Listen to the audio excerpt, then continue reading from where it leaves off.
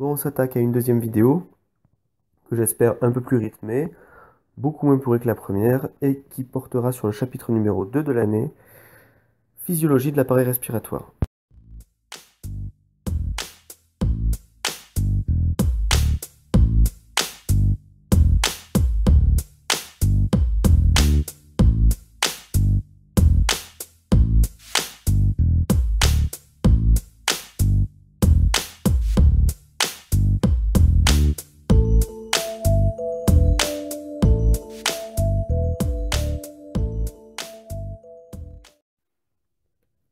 Je disais donc, chapitre 2, Physiologie respiratoire. Comme on l'a vu sur le chapitre précédent, quand on passe à respiration, on pense à inspirer, expirer, inspirer, expirer. Mais d'un point de vue cellulaire, c'est pas tout à fait ça. D'un point de vue cellulaire, la respiration, ça consiste à dégrader du glucose en eau et en dioxyde de carbone grâce à du dioxygène. Cette dégradation permet la libération d'énergie sous forme d'ATP. La cellule a donc besoin d'être constamment alimentée en dioxygène, sans quoi cela peut lui être létal. Ce qui nous amène à la problématique suivante. Quels mécanismes cellulaires et moléculaires permettent le transport du dioxygène et du dioxyde de carbone? Grand 1. Les échanges gazeux. Petit 1. Rappel. Le sang qui sort des poumons par la veine pulmonaire va être dirigé vers le cœur, puis vers les organes. Ce sang est chargé en dioxygène et pauvre en dioxyde de carbone. On dit que ce sang est hématosé. Le sang qui va des organes vers le cœur puis vers les poumons est riche en dioxyde de carbone et pauvre en dioxygène. On dit que ce sang est non hématosé. Dans les poumons, le sang s'enrichit en dioxygène et libère son dioxyde de carbone. Dans les tissus, le sang s'appauvrit en dioxygène et s'enrichit en dioxyde de carbone. J'espère que je ne vous apprends rien. Petit 2, la diffusion des gaz. Avant de parler de diffusion et avant de définir la diffusion, je vais d'abord vous expliquer ce qu'est la pression partielle. La pression partielle d'un gaz, c'est la pression qu'un gaz exerce dans son milieu. Plus un gaz est contenu sous forme dissoute dans un liquide, plus sa pression partielle sera élevée. Par exemple, la pression partielle de dioxyde de carbone dans une bouteille de coca, qui est fermée, est très forte, parce que vous avez beaucoup de dioxyde de carbone dissous dans votre coca.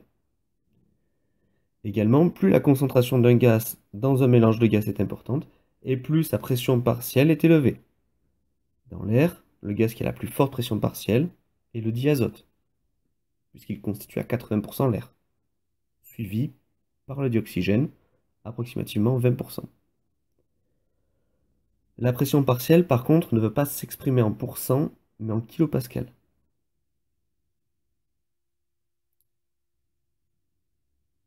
La diffusion maintenant, c'est le mécanisme qui permet le déplacement d'un gaz sous l'effet de la différence de pression partielle de ce gaz entre deux milieux. Un gaz va toujours de l'endroit où sa pression partielle est importante vers un endroit où sa pression partielle est faible.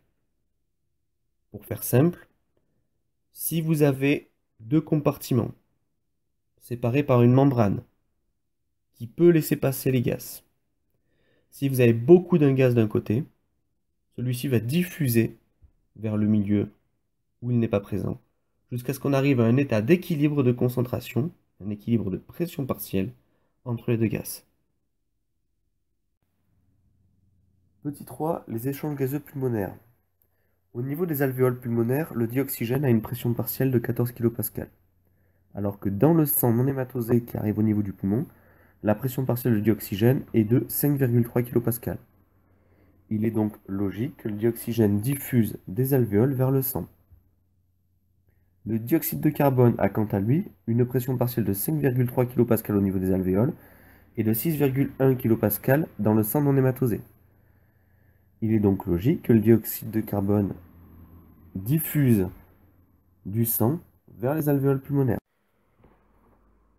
Petit 4, les échanges gazeux tissulaires. Au niveau des tissus, la pression partielle de dioxygène est de 4 kPa, alors que dans le sang hématosé, la pression partielle de dioxygène est de 14 kPa.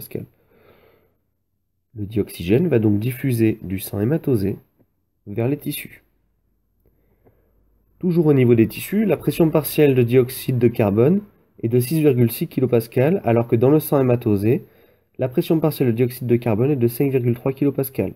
Le dioxyde de carbone va donc diffuser des tissus vers le sang hématosé. Grand 2, transport du dioxyde de carbone et du dioxygène. Petit 1, hémoglobine et transport du dioxygène. La quasi-totalité du dioxygène, autrement dit 98%, circule dans le sang en étant lié à l'hémoglobine. Les 2% restants circulent sous forme dissoute dans le plasma sanguin et dans le cytoplasme des globules rouges.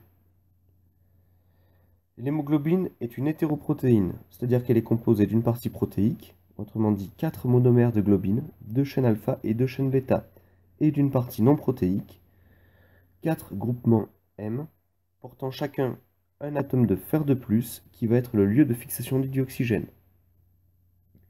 L'hémoglobine qui a fixé 4 atomes de dioxygène est appelée oxyhémoglobine, alors que l'hémoglobine qui n'a pas fixé de dioxygène est appelée désoxyhémoglobine. La quantité de dioxygène transportée dans le sang va dépendre directement de la concentration d'hémoglobine dans le sang et donc de la quantité et de la concentration de globules rouges dans le sang. La concentration de globules rouges ou érythrocytes est appelée hématocrite. Elle peut être augmentée artificiellement en s'injectant par exemple de l'EPO, qui est une hormone aussi appelée érythropoïétine. La fixation du dioxygène sur l'hémoglobine est réversible. Elle se fixe au niveau des poumons et se détache partiellement au niveau des tissus. Le monoxyde de carbone est un gaz inodore, incolore et relâché par différentes combustions, généralement des combustions incomplètes. Il a une affinité 200 fois plus forte pour l'hémoglobine que l'oxygène. Quand il est inhalé, il va passer dans le sang et se fixer sur l'hémoglobine pour former de la carboxyhémoglobine. La teneur en sang du dioxygène va alors baisser, ce qui entraîne une hypoxie qui peut conduire à la mort. Vous avez des exemples d'intoxication au monoxyde de carbone chaque année. On considère que c'est à peu près 200 morts par an. Et ça arrive dans les lieux qui sont mal aérés et où il y a une source de combustion incomplète. Petit 2, le transport du dioxyde de carbone. Le dioxyde de carbone est transporté sous 3 formes dans le sang. La majorité est transportée sous forme d'ion hydrogénocarbonate, HCO3-. Cet ion se forme par une réaction chimique entre le dioxyde de carbone et l'eau.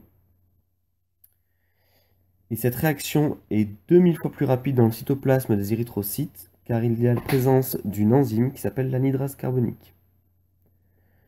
Une autre partie du CO2 est transportée en se fixant sur les fonctions amines de l'hémoglobine, groupement NH2. Cela présente l'avantage de ne pas se fixer sur les mêmes atomes que le dioxygène, ce qui n'entraîne pas de compétition entre les deux gaz, contrairement au monoxyde de carbone. Et la plus petite partie du dioxyde de carbone est transportée sous forme dissoute dans le plasma sanguin. Grand 3. L'affinité de l'hémoglobine pour le dioxygène. Petit 1. L'effet de la pression partielle en dioxygène. Le pourcentage de saturation du sang en dioxygène est directement sous l'influence de la pression partielle en dioxygène. Cependant, en observant la courbe de Barcroft, on peut constater que le pourcentage de saturation de l'hémoglobine n'est pas proportionnel à la pression partielle en dioxygène. La courbe de Barcroft exprime la pression partielle de dioxygène en fonction du pourcentage de saturation de l'hémoglobine en dioxygène. En temps normal, l'hémoglobine du sang hématosé est saturée à environ 98%. Dans le sang non hématosé, le pourcentage de saturation de l'hémoglobine en dioxygène est de 65-68%. On considère que l'hémoglobine cède environ 30% de son dioxygène au tissu. Petit 2, l'effet de l'exercice musculaire.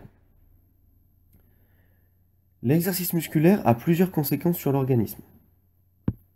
Tout d'abord, une hypercapnie, autrement dit une augmentation de la pression partielle en dioxyde de carbone, qui est relâchée en plus grande quantité par les muscles lors de l'exercice musculaire. Une acidose, autrement dit une augmentation de l'acidité du sang, qui est due à une libération d'ion H+, directement due à l'hypercapnie. Et pour terminer, une augmentation de la température corporelle. Au niveau alvéolaire, ces modifications physiologiques n'ont pas d'incidence sur l'affinité de l'hémoglobine pour le dioxygène. Cependant, au niveau tissulaire, l'affinité de l'hémoglobine pour le dioxygène diminue. Ceci va entraîner une augmentation de la quantité de dioxygène libérée au niveau des tissus. Ce phénomène est appelé l'effet Bohr.